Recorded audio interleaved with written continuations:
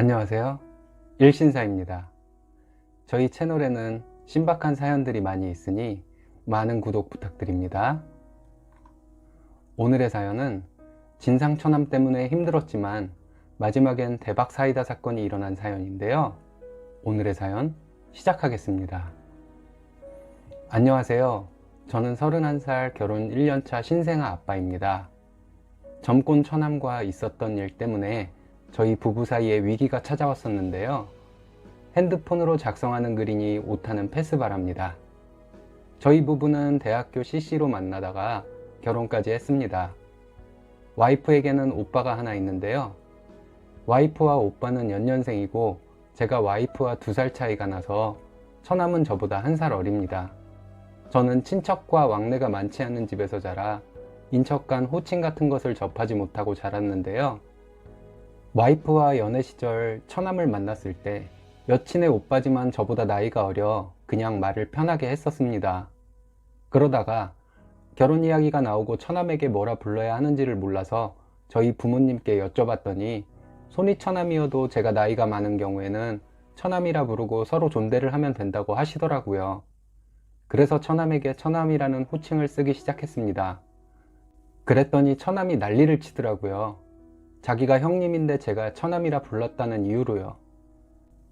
근데 와이프도 처남 편에서 함께 형님이라 불러야 한다고 하더라고요. 그래서 그냥 좋게 좋게 넘기려고 형님이라 불렀습니다. 그리고 서로 예전부터 하던 대로 그냥 반말하고요. 근데 처남이 저보고 또 존댓말을 쓰지 않는다고 트집을 잡더라고요. 자기가 형님인데 반말하지 말라고요. 그래서 그냥 그런가 보다 하고 존댓말을 썼습니다. 처남은 저에게 계속 반말했고요. 신혼집은 저희 부모님이 다행히 지원을 해주셔서 서울에 20평대 아파트로 하기로 했고요. 혼수는 와이프가 모아놓은 돈으로 하려고 했는데 와이프가 사회초년생이라 모아놓은 돈이 1,000만 원 정도밖에 안 돼서 제가 모은 돈을 합쳐서 좀 저가로 살림을 채워 넣었습니다. 저는 그런 것에 불만이 없었습니다. 저희 부모님도 말씀하시길 어차피 평생 같이 살 사람인데 시작할 때 누가 많이 하고 적게 하고가 뭐가 중요하냐고 하셨거든요. 장인어른 장모님께서는 저희 결혼에 도움을 주지 못하신 것을 저에게 미안해 하셨습니다. 근데 처남이 나서서 이것저것 간섭을 했어요.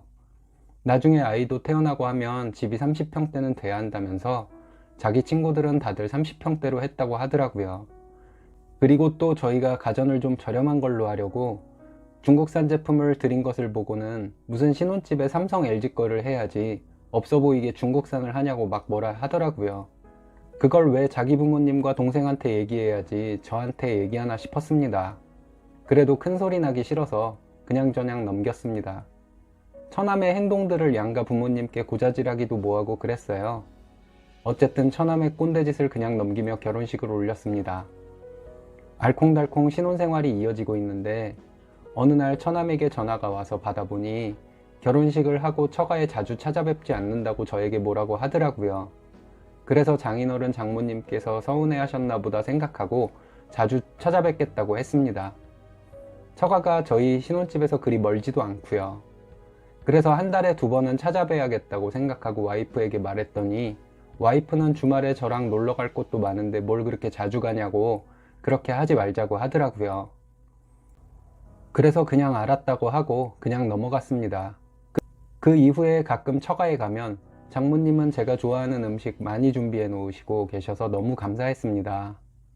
그리고 너무 자주 찾아뵈면 괜히 장모님 쉬는 날에 쉬시지도 못하고 음식 준비하느라 힘드실 것 같다는 생각도 들었고요.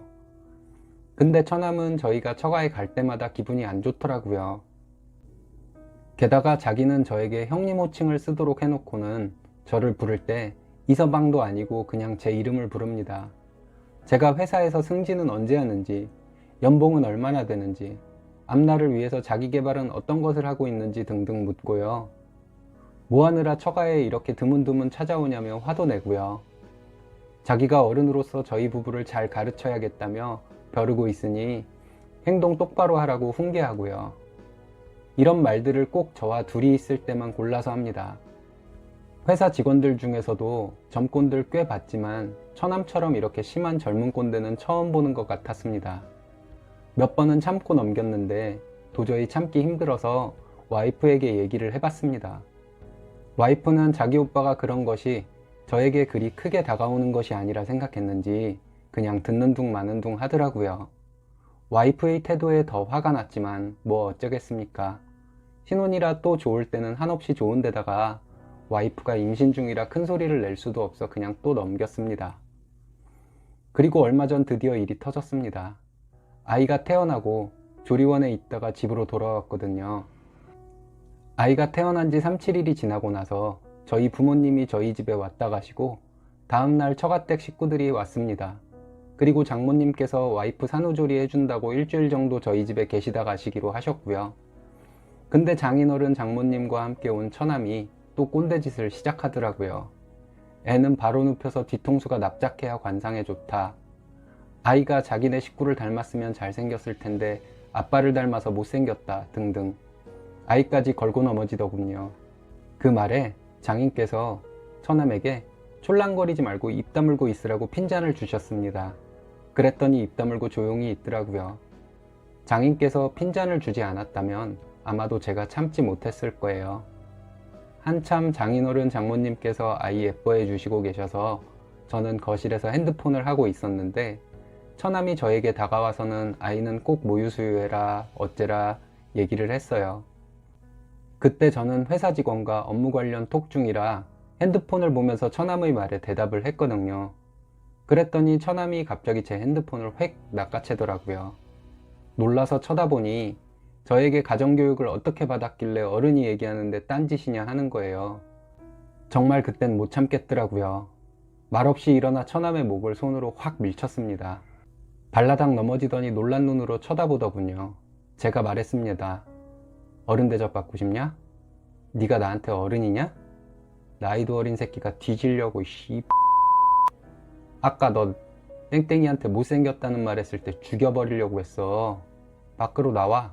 죽여버릴 테니까 야 라고 했어요. 아이가 걸려있으니 저도 모르게 이렇게 험한 말이 튀어나오더라고요. 그 말을 듣고는 처남이 아니 이서방 그게 아니라 윗사람한테 이러면 안 되지 하더라고요. 그래서 제가 그니까 네가 윗사람이냐고. 네가 내 장인이야? 아버지야? 어린 새끼가. 됐고 따라 나와. 오늘 형이 네 버릇 좀 고쳐줄게 했습니다. 처남은 갑자기 아이 방으로 가서는 거기에 계신 장인어른 장모님께 제가 자기를 팼다고 얘기하더라고요. 놀라서 장인어른 장모님께서 거실로 나오셨습니다. 처남이 이 상황에 대해서 얘기하려고 하는데 제가 먼저 얘기해야 할 것 같아서 지금까지 처남과 있었던 일들을 다 말씀드렸습니다. 제가 말하는 중간중간 처남이 끼어들어서 자기 유리한 쪽으로 얘기하려고 했지만 장인어른께서 소리 지르시며 처남 입을 다물게 하셨습니다.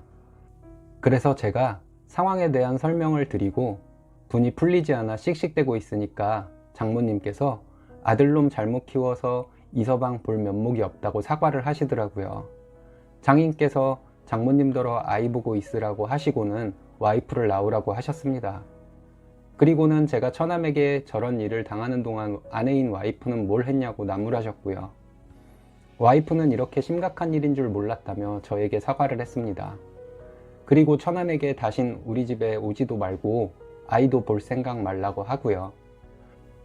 장인께서 처남에게 저에게 사과하라고 시켰습니다. 처남이 저에게 반말로 사과하자 매제가 나이가 너보다 많은 사람인데 어딜 반말을 하냐며 존댓말을 쓰라고 하시더라고요. 처남이 자기가 윗사람인데 왜 존대를 해야 하냐고 따지고 들자 장인께서 이 무식한 놈아 동학녀끼리 위아래가 어딨어. 처남매부 사이나 동서간 시누이 올케간에는 나이를 대접해 주는 거야 하시더라고요.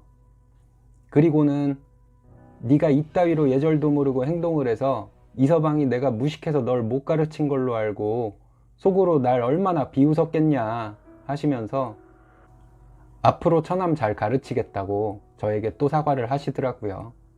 그래서 장인어른의 대처에 마음이 거의 다 풀려서 괜찮다고 처남의 몸에 손댄 것은 정말 저의 큰 잘못이라고 사과드렸습니다. 그때도 처남은 안 입고 온 표정이더니 갈 때까지 그 표정을 유지하더라고요. 장인께서 우리 아이를 좀 더 예뻐해 주시다가 처남과 함께 가야겠다 하시며 일어나셨습니다. 저 혼자 장인어른 차까지 모셔다 드리는데 처남이 계속 기분 나쁜 표정이더군요. 저도 다시 기분이 나빠졌습니다.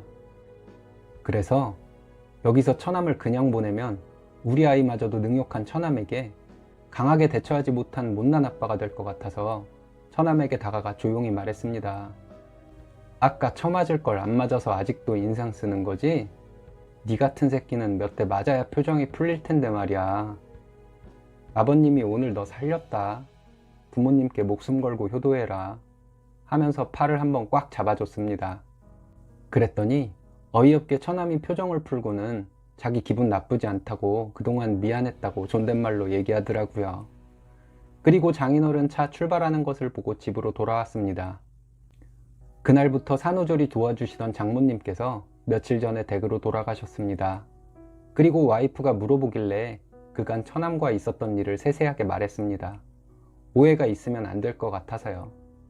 그랬더니 자기는 몰랐다고 임신 중이라는 핑계로 제게 신경을 못 써줘서 미안하다고 하더라고요.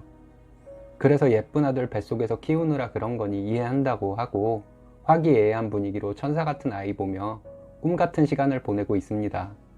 장인어른 장모님 같은 분한테서 어떻게 처남 같은 아들이 자랐는지 아직도 이해가 가질 않습니다. 제 이야기 들어주셔서 감사합니다. 처남이 또 이상한 행동을 하면 후기 남기겠습니다. 아, 쓰니님 정말 인격자시네요. 처남이란 사람이 아이 갖고 뭐라 할 때는 저도 뒷골 땡기고 떨리던데 어쨌든 강력 대처 잘 하셨습니다. 아내분과 아이와 행복한 시간 보내세요. 오늘의 사연은 여기까지입니다. 재밌으셨다면 좋아요, 구독 부탁드려요. 일신사는 여러분의 사연으로 제작됩니다. 많은 사연 제보 바랍니다. 여러분들의 사연은 아래 메일 주소로 부탁드려요.